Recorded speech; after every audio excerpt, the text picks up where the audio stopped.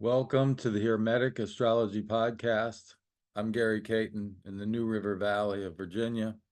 You can find me on the web at dreamastrologer.com. And we've just recently had Mercury stationed direct in Aries, right around 16 degrees. And so a lot of people might be just like, hooray, the retrograde's over, and I mean, in one sense it is, and direct motion is different than retrograde, certainly. Um, and maybe the worst of it is over in the sense of the challenges and the difficulties. But I would say that the most important part, and that is integrating the lessons that we've brought with us, is still ongoing. And so that's why I wanted to join you here and share some really amazing deep dive into this rabbit hole that I've been taken on during this journey. Um, I'm going to share my screen with you and show you some stuff. So one of the reasons, and you can find the visuals on YouTube for those of you that may be listening in. I'll do my best to keep you in the loop, so to speak, and describe what I'm talking about. Um, One of the reasons why I say that this is not over, and it has nothing to do with any kind of made up shadow zone. Let me just be clear about that. Um,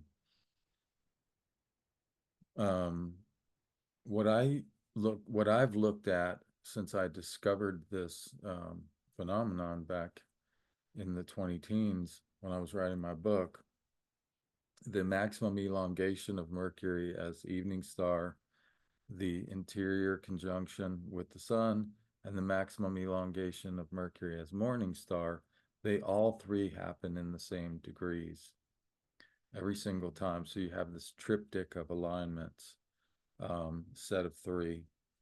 And these happened around March 24th was the evening elongation. Uh, April 11th was the conjunction, and then May 9th is the morning elongation.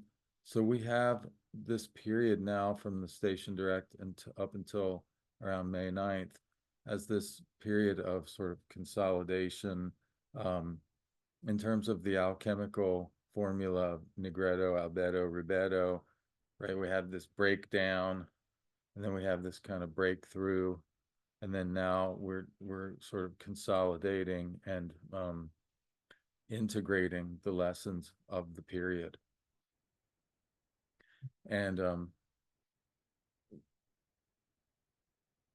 you know, one of the things that I want to encourage people to do is to look at the article that I posted on. Well, I didn't post. I did an article for Time Lords magazine earlier this year, which is the CIA, the Cosmic Intelligence Agency's publication, and then Astro.com republishes an article from Time Lords usually on their website. So if you go to astro.com, you can find my Time Lords article there on the home page of astro.com. It's just called Mercury Elemental Year of Fire. And I encourage people to take a look at that because I go through in depth kind of my philosophy of how this works and really take the people through a sort of somewhat technical look at the various factors that are going on, but also like a really practical way of integrating that into their own life. So I encourage people to take a look at that on astro.com. And yeah, when we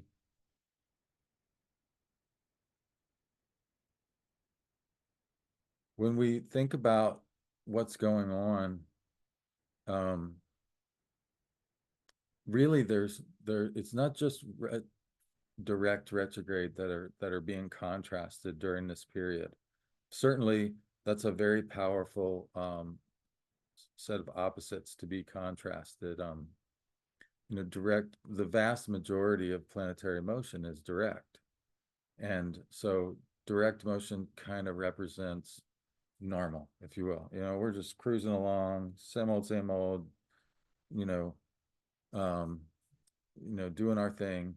And then the retrograde motion represents a departure from normal. Now that can be an unwelcome thing, like some kind of problem, or it can be like a kind of challenge, a welcome challenge to normal, as in like a refreshing breath of contrary view, or a willing, stepping, flowing against normal, in the sense that normal isn't always, the healthiest situation.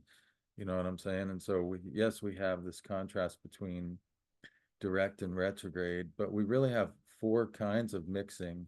In addition to direct and retrograde being like normal and countercultural, we have, as I said before, the above and the below of visible and the invisible alignments. We have two alignments, visible, and one alignment, invisible, that are all coming together in the same degrees. So this above below is about mixing the conscious and unconscious, if you will. Carl Jung said that's the purpose of, to make the unconscious conscious, is how we escape the grip of fate. And that as we become more conscious of the things that we were previously unconscious of, we're not bound. Our fate is not determined by the things that we were previously unconscious of. So whatever problems are presented, or whatever mysteries, if you prefer to look at it that way, are presented during the retrograde and the period before and after, these are sort of windows into the unconscious, that there's something that is trying to become conscious, and that this has the potential to actually liberate us from being subject to fate. In other words, it can just take us out of normal, which is a kind of, a bounded state that might be nice, but if life just stayed the same all the time, that would be pretty boring and maybe even kind of pointless. So we have the mixing between above and below as well, and then we have the mixing between north and south in terms of celestial latitude. So it's really interesting to me how, retrograde motion isn't simply back and forth. You can see here that there's that Mercury crosses the ecliptic going up, and then it reaches a peak here by the northern fish, and then it kind of does a loop down and shoots below the ecliptic. So there's this diving from above to below the ecliptic, from north to south. And for me, this mixing represents kind of a contrast between the rational, sort of intellectual way that we tend to navigate life, versus a more instinctual or embodied kind of navigation. So, we might have to just check in with our gut and to see, how something feels, rather than what we think about it, to see what's true. Or, when things start going wrong, it's like, well, relying on our instincts to sort of navigate by the seat of our pants, so to speak, is often what's necessary when things aren't going according to plan, because trying to go according to plan, the plan flew out the window. And so we have that sort of instinctual way of being that gets maybe even a little bit forced on us. And so there's a contrast there. And then finally, there's another contrast between the what's called the inferior passage of Mercury. That is Mercury passing between the sun and the earth, kind of really close to earth. And then before that, before the maximum elongation, Mercury being in the superior part of the orbit on the other side of the Earth from the sun. So there's kind of this mixing between the opposites of macrocosm, superior space beyond the sun, sort of collective, and microcosm, like the that intimate space between the sun and the earth, that close, the what I call the holy of holies, um, that's happening. So really, there's like about four kinds of mixing that's happening during the retrograde. It's not simply a back and forth. And it's because of this profound mixing of opposites that there is this tremendous opportunity for the reconciliation of opposites. And so that's why I talked about in my recent piece for the Astrologers Co-op. If you've been paying attention to my social media, I'm taking part in a journey through the decans with the Astrologers Co-op. You can find them on Substack. And my recent piece on Mercury retrograde for them, let's see, that was published April 1st. I used the image of the rebus to talk about this idea of the sacred marriage between opposites. This rebus figure is something that we encounter in the alchemical literature, where it's literal hermaphrodite with like two heads, a man and a woman, and it's like it's standing on top of a dragon, on top of a cosmic egg, and I go into the symbolism of that in some depth in that article, and you can check it out there. But what's really interesting to me is that this mixing of opposites and this potential reconciliation of opposites that Mercury retrograde inherently and represents is also kind of underscored by the fact that this third decan of Aries, where these three alignments, where this triptych of alignments are happening, is ruled by Venus. And there's the Four of Wands tarot card. And so Venus being the ruler there, and Mars of the decan, and Mars being the ruler of the sign, there's kind of this sort of additional energy of mixing of opposites or marriage of opposites that seems available there. And so now this is when it gets kind of weird. So, you know, here I'm writing this article. Yeah, I think this marriage of opposites could be a little more available than usual. And then I really just went down this rabbit hole of where I found out that the asteroids Orpheus and Eurydike are both conjunct Mercury at the time of the station and all the way through to the maximum elongation. So there's, because Mercury's moving really slowly, right? After the station, it's moving about the same pace as these asteroids. So there's going to be this long meetup of Mercury, Orpheus, and Eurydike, like the three, you know, from the sort of primal myth, that famous myth of these sort of tragic lovers, right? The three figures from this myth are all together in the sky, and it just kind of really blows my mind, because I mean, I looked to see, you know, okay, how often does this happen? And you know, Eurydike is like a main belt asteroid, so we're talking like 4 or 5 year orbit, right?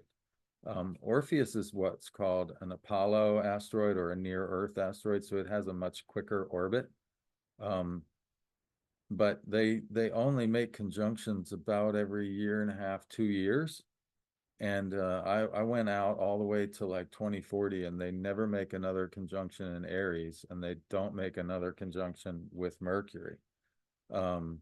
So, you know, certainly this is a fairly rare alignment, and that just happens to be there with these pairs of lovers, that after I had said, oh wow, there's this maybe this significant sacred marriage opportunity.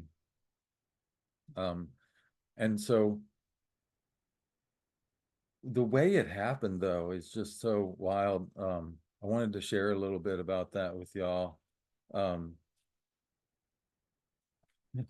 what happened, uh, and it follows the theory of the trigons that which you can find in the astro.com article or in the article that's there on astro.com, where I talk about like because the Mercury retrogrades are happening in the fire signs for the next year and a half, those three houses in your chart are this trigon is going to be activated. And so there's three sets of trigon for fire signs. It's activating houses 1, 5, and 9 for fire sign risings. For water signs rising, it's activating houses 2, 6, and 10, what I call the trigon of mastery. For air sign risings like me, it's activating the relationship trigon 3, 7, and 11. And for earth sign risings, it's activating what I call the trigon of dynasty houses 4, 8, and 12.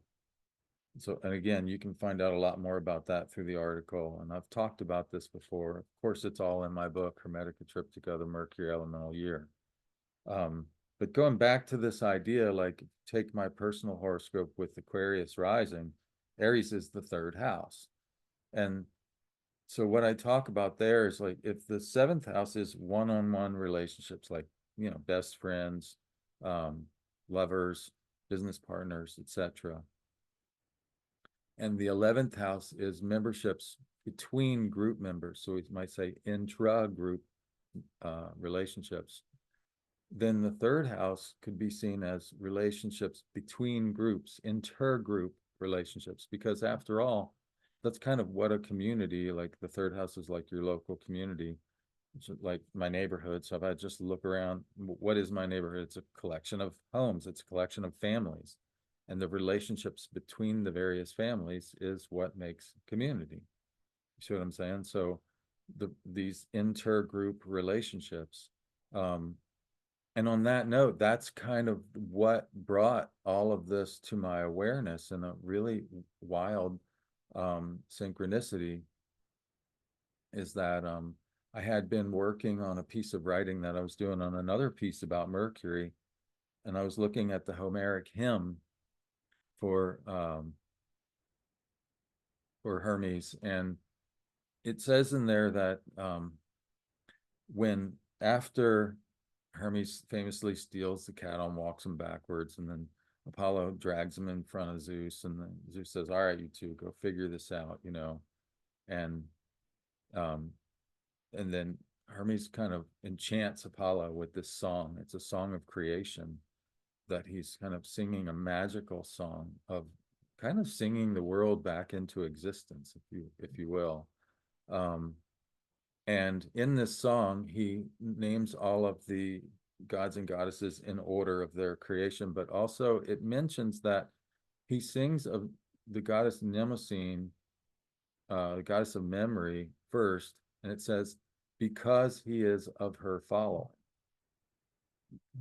So I'm getting into one of these kind of translation deals where it's like, okay, what exactly do they mean by of her following? Do they mean like literally he follows Mnemosyne because she's, you know, a more primordial?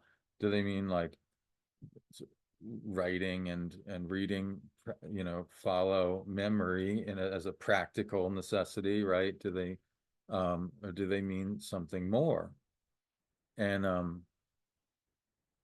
I talked to my mentor, Demetra George, about this, and she said, you know, sometimes you'll see the in the on the vases and stuff, you'll see the gods like literally in a procession, like a wedding procession or something, where they literally line up in order, right? And so, yeah, clearly that's one of the interpretations that we could be like Mercury follows Hermes follows Mnemosyne in that fashion. Um, and then just by synchronicity, I was reminded of a colleague that I had connected with earlier in the year when I was at the Astromagia conference. Kristen Mathis had published a piece about Chthonic Hermes, the Orphic hymn to Chthonic Hermes, underworld Hermes. And I was reminded of that, and I was like, oh, I should ask Kristen and see. Well, this is a perfect example of the intergroup relationships, right? Because Kristen is not necessarily even, um, a professional astrologer. She's more of a translator of the Orphan material. I mean, she's very aware of astrology and knows about it, but she's not, you know, I'm kind of more in the astrology community, and she's more in the magic community, or in the community of people who translate those hymns or work with those hymns or what. So relationships between groups, right? And um, and so I talked to her, and she's like, yeah, there might be something to what I asked her was, hey, I get the feeling like there's actually some connection between Hermes and Mnemosyne, in the sense of he's a follower, as in part of her cult, or that Hermeticism is maybe somehow related to Orphism. And I don't exactly know how or why, but I just get this sort of, gut feeling that there's a relationship there. And she had a look at the Greek text, and she said that the word they're using there is has to do with the word lot, which is like the lot of fortune in astrology, right? Lot, but lot as in apportionment. So Mercury being of Mnemosyne's lot means he's sort of part of her charge. He's part of her part of the group of stuff that falls under her charge, part of her lot, right? Part of her apportionment. Um, and so that is very interesting, because that sort of um, maybe begins to draw a little bit more of a connection there. I think there was even kind of a play on words there, where because Mercury is uh, of Mnemosyne's lot, it's one of the translators of the Homeric hymn is almost pointing out, like, hey, big brother, he's saying to Apollo, hey, big brother, you know, you're connected to the muses, but I'm connected to their mother, because Mnemosyne was also mother of the muses, right? So I go back further than you do. So I kind of got seniority, even though you're the big brother, right? So there's like this interesting little game where Hermes is trying to one up his big brother, essentially. Um, and so that's really interesting. There's a lot of interesting stuff there, that sort of, yeah, gave me a sense of, yeah, there is some connection here. What exactly, I still don't know. But the thing that happened next was, um, just on a seemingly unrelated note, the very next day, I was looking at the Substack thing. There was being part of the co-op, people are publishing stuff regularly, and I'm, sharing that and commenting and whatnot. And, I had the thought, maybe I should start one of these Substacks myself, right? So I was looking at, okay, well, let's look at the first good Mercury election after the station direct, and we'll just do it. And so for some reason, I get the idea of, oh, since Orpheus has been on your mind, like, just see if the asteroid Orpheus is there. And sure enough, there he is, like, conjunct Mercury at the station. And I'm like, wow. I was like, imagine if, the asteroid Eurydice is there too. And sure enough, there she is. It's like, wow, like that. I mean, that I I work with the asteroids quite a bit, but there's so many of them. It's like, and for it to show up the very next day after I just had this conversation with someone about, like, possible links between the Hermetic and the Orphic, it just seemed like really pretty wild. Um, and like I said, as far as I can tell, it seems to be a fairly rare kind of astronomical event. Um, and so it seemed significant to me, significant enough to want to talk about it a bit more.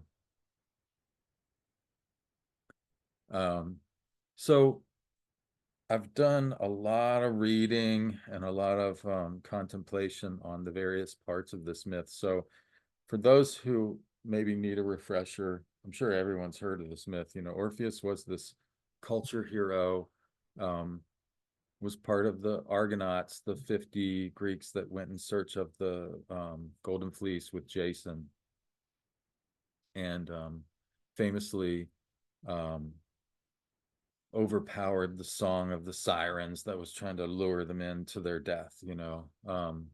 So had this wonderful power of like soothing and bringing peace and harmony through music, through song. So he was a poet and a musician. He's kind of the first rock star, if you will. And then when he gets back from all this, he's doing his thing, and you know, this particular visual shows him like kind of, you know, with this retinue of animals, and famously the animals were said to just be like totally chill, you know, when he was playing his music. um and I think that's kind of a metaphor for like the power of um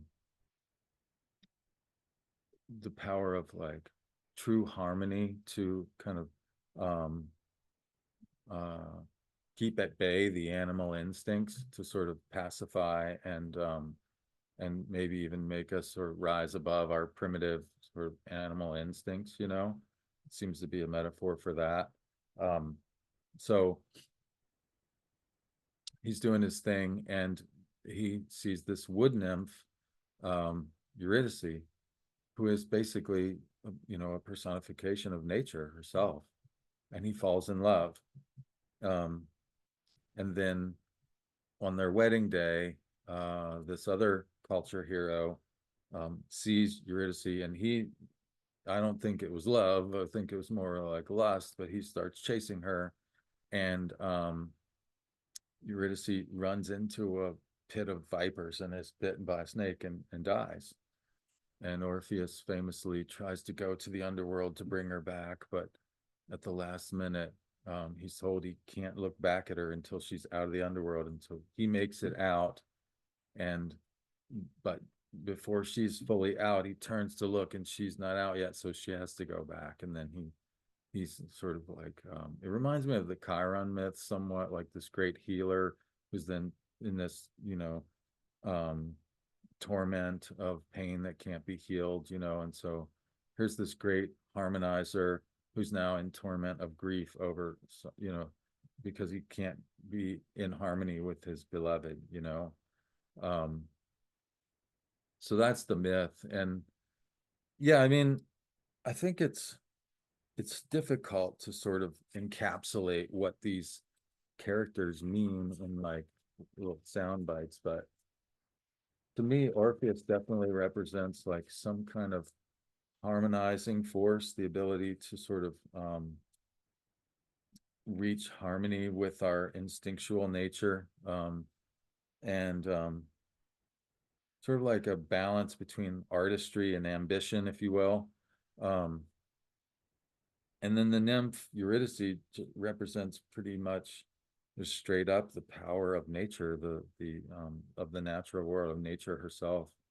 Um, and so what you have in this myth where they get married is a situation similar to the a piece in Hermetica, which is known as the Pymander or the Poemandries, where where sort of like the first human is like raised up through the planetary spheres and then looks back down at Earth.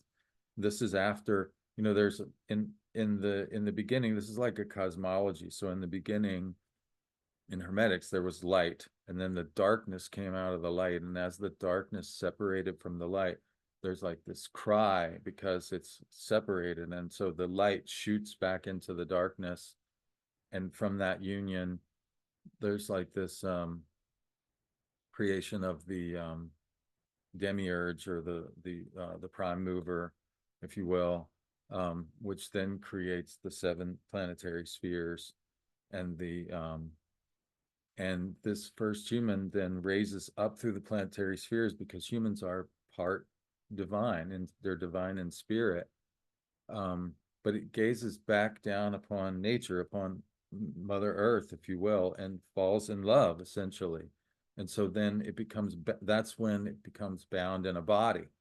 And so it's divine in spirit, but subject to fate because of being in a body, right? So it reminds me of this marriage between Orpheus and Eurydice reminds me of that somewhat. Like there's this divine um, harmony that Orpheus is able to bring about that sort of calms all the animals and takes away the destructive noise of the sirens and yet um, when he tries to become one with nature by marrying Eurydice, there's this interposition of this other sort of competitive vibe of Aristeus, who then kind of ruins the party. And it just reminds me of the fact that and Aristeus, by the way, is a god of, generally, other than this incident, is considered to be a very beneficent culture hero.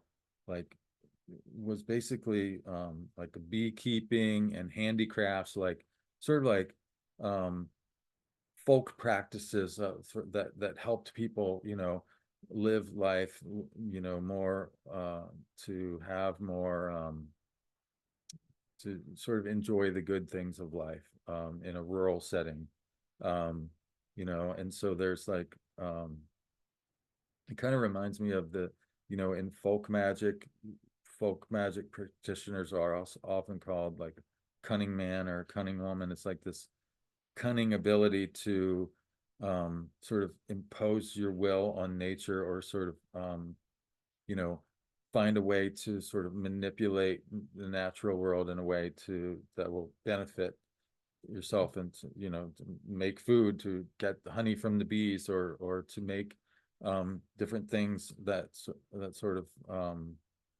help us make a living or whatever, right? So there's this and yeah, so there's like this true harmony with nature, and then there's like this need to sort of almost like subdue nature. That reminds me a little bit of like, we have to kind of subdue nature in order to kind of have something to eat, or something like that. And so this chasing after, it just reminds me of that, like in life, for instance, these moments of unity, these moments of like really deep love with another person, they're relatively few and far between, and they're usually kind of brief. Like um John Lennon famously said that life is what happens, when you're busy making other plans. There's this kind of this rude interruption of Aristeus to this, sweet, happy wedding. It's like, that's kind of life. Like, it's kind of the way it always goes, and it's sort of like there's really no way around that, Um, um, so uh, it's like the inherent conflicts of life that throw us back into strife after these brief moments of unity and harmony and stuff, and then so basically um, Orpheus pining after Eurydice then essentially represents like this primal urge to return to like some original state of unity, like this original harmony with nature, or original harmony with the one, if you will. Like um that, like in a more metaphysical sense, the one being like the original monad or whatever, and like we exist in this separate, relatively differentiated state from that. And so there's this natural sort of pining to want to return to source, and so that's kind of what Orpheus, post tragedy Orpheus represents. um and it just reminds me of like, that's that we spend a lot of time doing that, that we spend a lot of time um, trying to deal with um, things that have happened in the past and traumas and things that we didn't have control over. Um, and it's a pretty universal situation like this.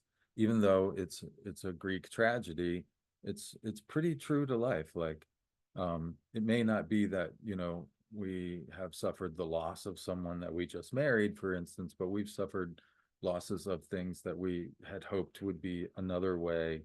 And then, whether that be a sense of abandonment by one's parents, or abandonment by, just the world, abandonment by the culture of that is not in tune with our personal um, ideals and so forth.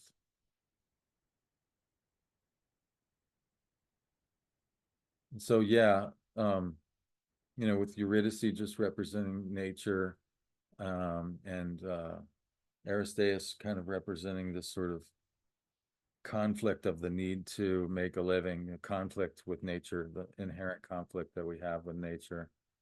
And so that whole thing is kind of being um, brought back to our awareness now, to sort of to integrate that, to see, okay, where can I see some of this going on, in my life? Where can I see where there was this, maybe there was this, former state of unity or happiness, like um, that was lost, and like, I've been in this state of sort of pining after it, and where maybe I need to just accept that, there's just like, life is kind of messy, and just, accept that, and just, get on with the dealing with the messiness of life, versus like, where is it actually necessary to make that descent into the underworld, even if we can't,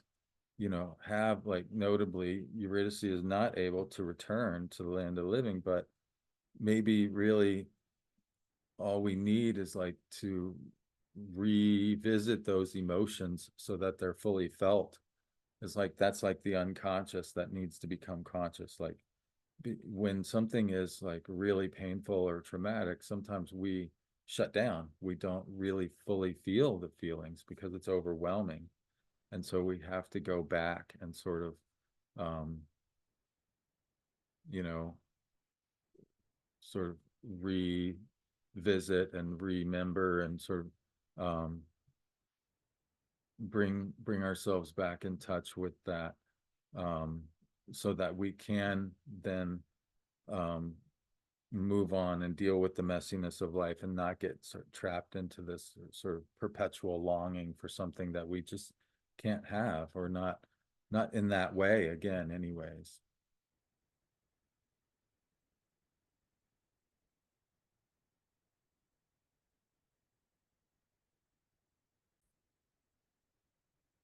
So I wanted to give you a couple of examples of charts that sort of reflect these themes. There's, oh man, I've been reading so much material about, so the first one that comes up, when I wrote back to Demetria, and I was like, oh my goodness, like, check it out, these asteroid, because she's the asteroid lady, and she responded, wow, like, that's pretty incredible. And by the way, um, check it out, Nicholas Culpeper, who was sort of the founder of astroherbalism, if you will, in a lot of ways, really the founder of pharmacology, modern pharmacology, in a lot of ways. Um, Not the founder, but sort of the precursor, if you will, kind of like how alchemy presaged, modern chemistry. Um, and so I took a look at that, and yeah, she's exactly right. I'm going to share my screen again here. So if we look at, well, let's get out of that one. If we look at Culpeper's chart, um, and you can find it on Astrodatabank if you just, type in Nicholas Culpeper Astrodatabank, you can find the chart. There's a conjunction of the asteroids Orpheus and Eurydike. Obviously, both of them were not even discovered until much later, but they were there. They just hadn't been discovered. Um, and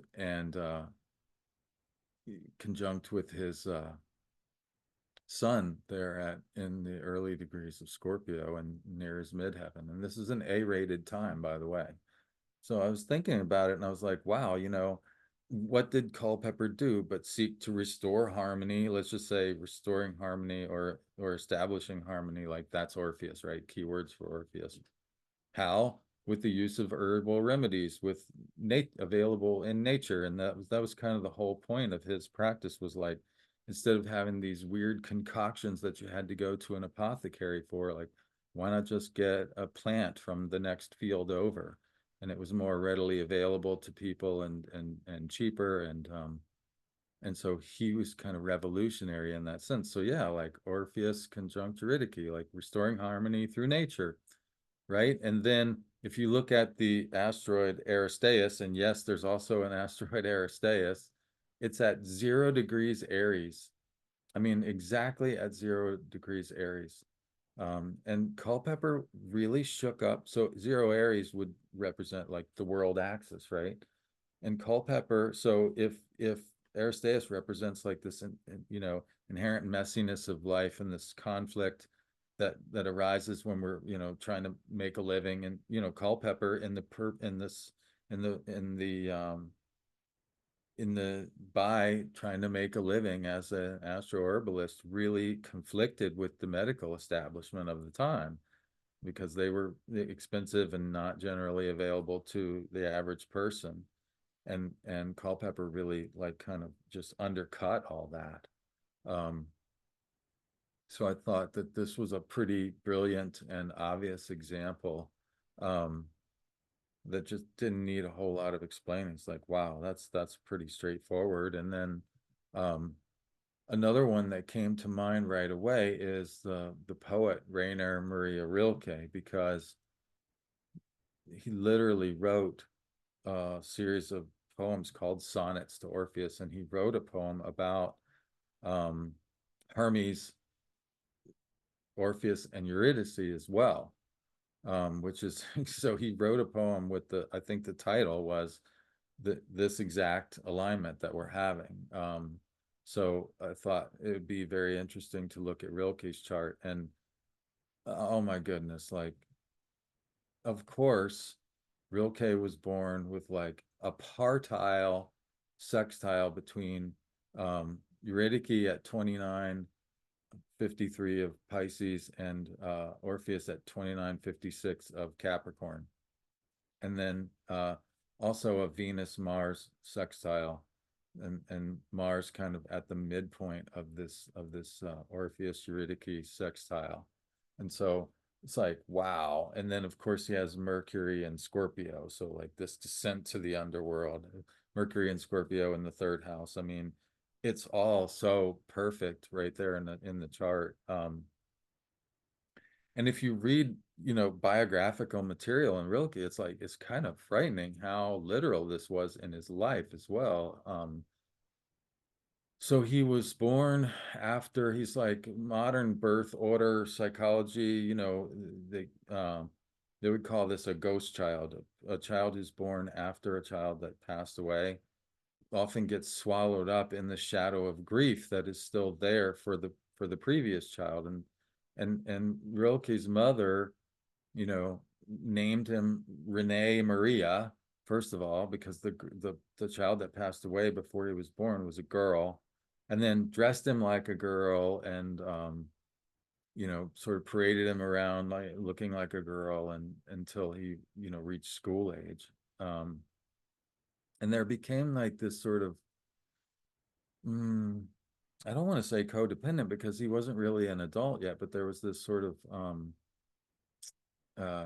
so Rilke's parents split up, and then the mother was sort of, I think he felt that the mother kind of abandoned him, He ended up getting sent to military school, which for a poet, I mean, can you imagine? He was getting beat up and bullied and, teased and tormented. It was just really literal hell for him. And he developed like he was kind of sickly his whole life too. So there's like this tension between um the harmony of being in a healthy enough state to be a functioning person and not um and he spent a lot of his life not actually, and the stress of being in an environment that was very harsh, I think, exacerbated that quite a bit. And so his mother was, on the one hand, would offer him succor, in those periods, but then on another hand, she wasn't always there for him in the way, so he felt abandoned. And so there's this like longing for this return to this state of harmony with the mother and the father, for instance, right? Which, the famous divorce that supposedly, tormented Kurt Cobain comes to mind. This is very typical. Again, like that's, life is messy. There's conflict. But it's just really interesting to me how clearly these asteroids show up in his chart. And he was born after so Eurydike being a main belt asteroid, um, she was number 75, discovered in 1862. So Rilke would have been born after Eurydike was discovered, but way long before. I mean, Orpheus being a near Earth asteroid, it wasn't discovered until the 80s, 1980s, at number 3361. And so even though these hadn't been discovered, they're perfectly there. And then what's wild about this is, so Rilke finally, um he was forced into this situation of, the family had connections to like a military career, and so he was kind of trying to be this military guy that he just couldn't manage to be. And he finally got out of that and started to become, what he really wanted to be, was a poet. And then he got conscripted into World War One and had to serve, and that brought back a lot of the trauma of like, um, being in military school. And so he was basically unable to work, more or less, for like about 10 years. That the trauma kind of, took over. And then famously, there, in like 1 month, in like 3 weeks, there was this flurry of creativity that he experienced. Um, in Let me see, that would have been in February of 1922. And so what's really wild is if we look at the secondary progressions for that time, we'll do that first. Um, just move forward to 1922.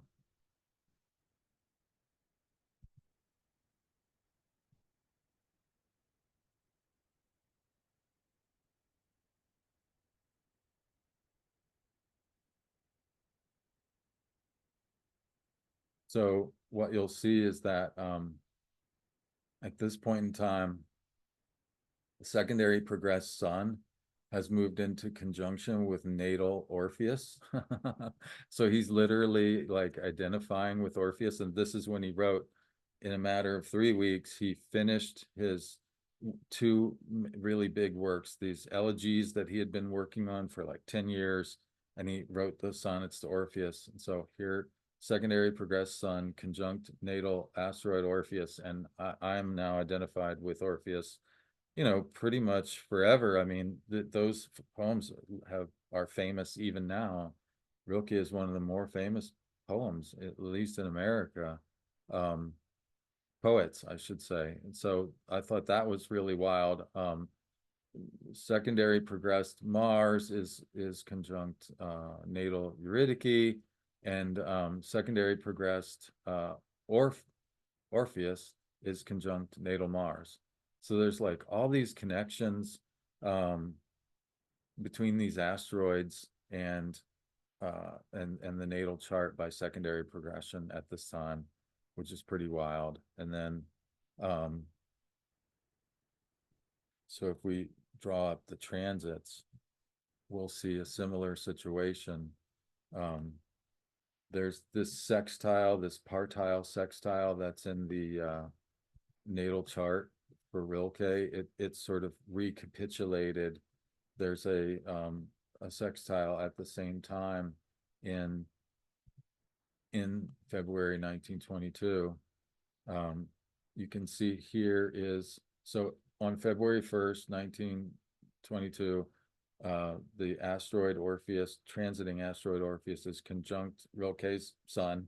So this kicks off this period where, remember, you know, secondary progressed sun is conjunct Orpheus, and transit Orpheus is conjunct natal sun.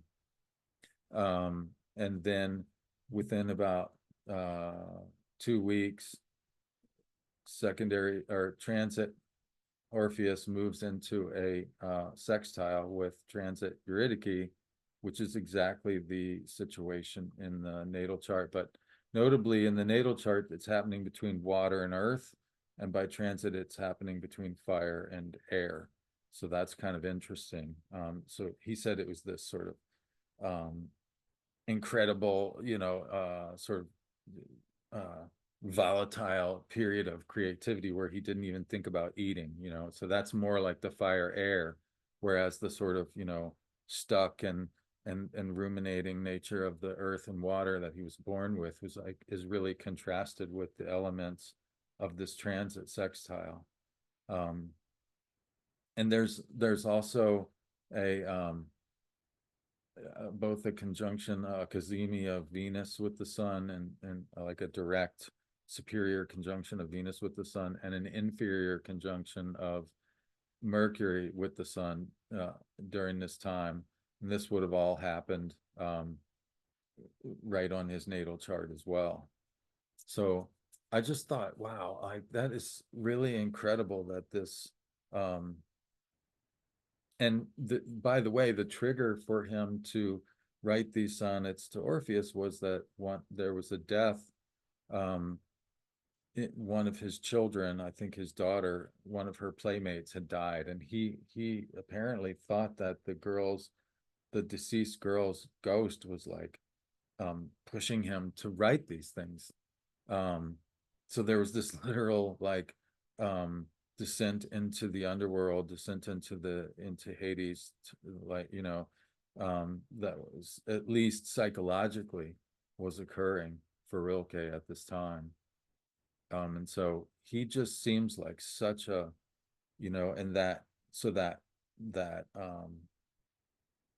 idea that this journey to the underworld is necessary to sort of free ourselves from this endless rumination over this return to something that we can't have, and or to free us from the frozen emotions that the trauma of being separated from that harmonious place, right? And then being able to go back and feel those feelings, and like through something a little more remote, like it was a schoolmate of his daughters that had passed away. It wasn't like him actually experiencing the trauma of war.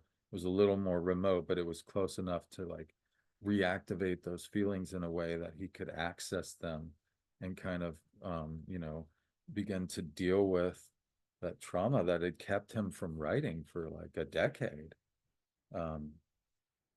Yeah, so I thought this was a really incredible example of both in a natal chart and by transit and um, and progression of the symbolic power of these asteroids and their mythic themes. So yeah, I'm gonna stop there. I went much further down the rabbit hole. I mean, the guy that discovered uh, the asteroid Eurydike, CHF Peters, he discovered like dozens of asteroids. And so I took a look at the discovery charts for these asteroids. I took a look at the discoverer's chart, and and maybe at some point I'll do some posts about those, because the discovery charts for these things are really interesting. And given that the discoverer was so prolific, I had a look at that as well. So there's a lot more that I could talk about, but I'm going to stop there for now because I think that's a lot already. I've been in this rabbit hole for like days, just like completely blown away by all this stuff.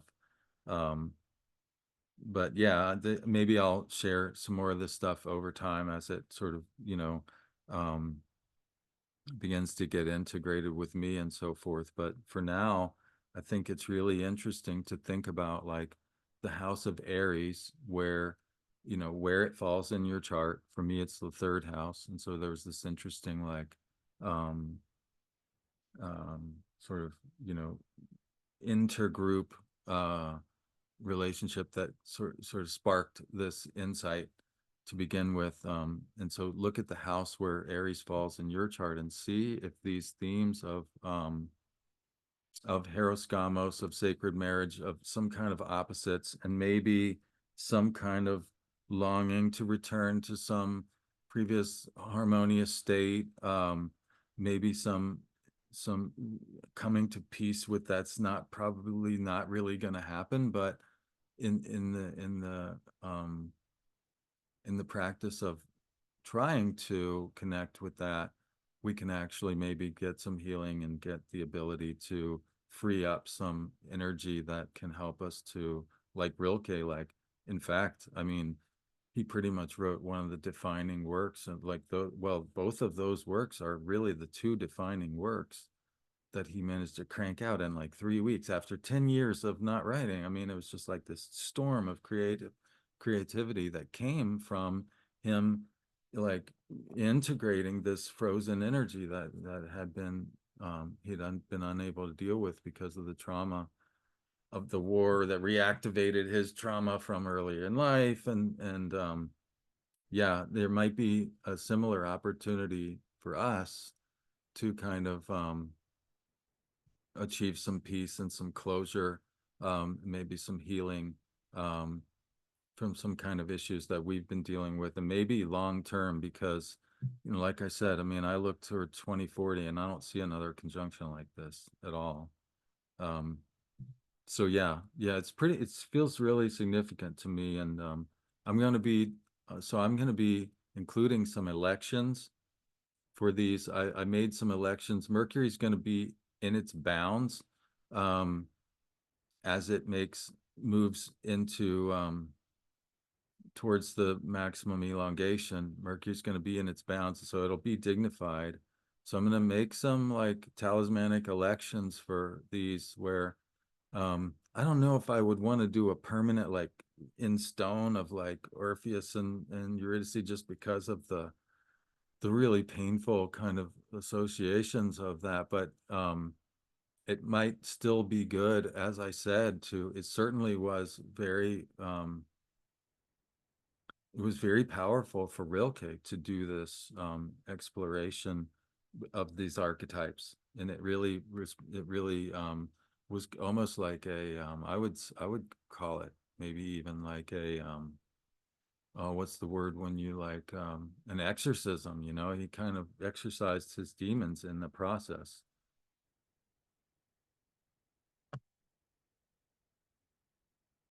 So, so you can get that report with those talismanic elections for Mercury with Orpheus and Eurydice.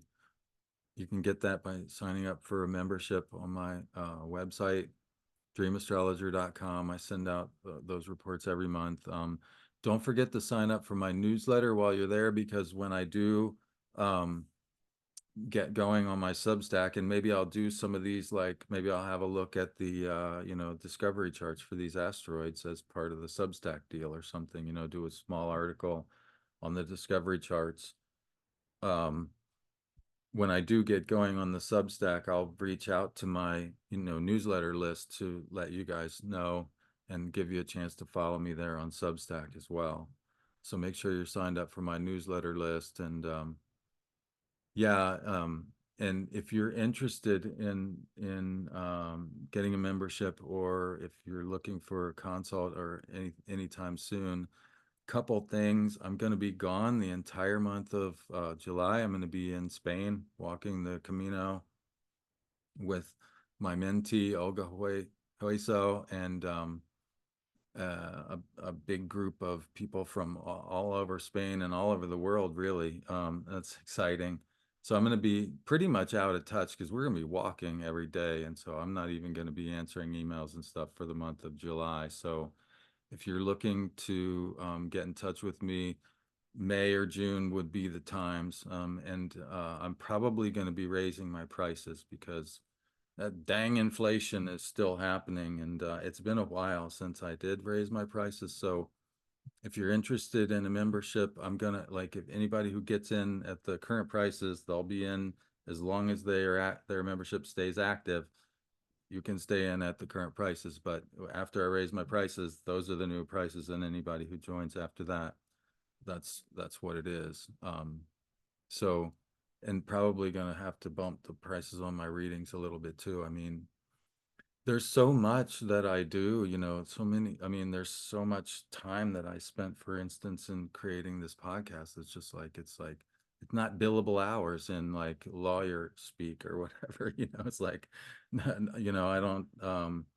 don't get paid for that. I don't get paid for my social media posts. I don't, so yeah, I have to be a little bit more, the business side of this art is very difficult for me. Like that's kind of one of my you know Aristeas, like the messiness of life intruding on the harmony with nature. Like I love doing the work, but the business side can get kind of clunky sometimes, and so I kind of put it off. But yeah, anyway, that's going to be happening, so it's a great time to start a membership if you're interested. And yeah, in either in May or June, if you're looking for a consult, be sure to get in touch with me because I'm going to be pretty well out of touch for July. Hopefully I'll have a chance to do another. Well, I'm definitely going to be doing another podcast really soon with Krista of Practical Astros. Krista and I are going to be talking about, because Beltane is coming, like, 15 degrees Taurus. Um, we're going to be talking about practical kitchen witchery, like just basic practical stuff that you can do with like the herbs that you find around your house or stuff like that. So that should be something to look forward to.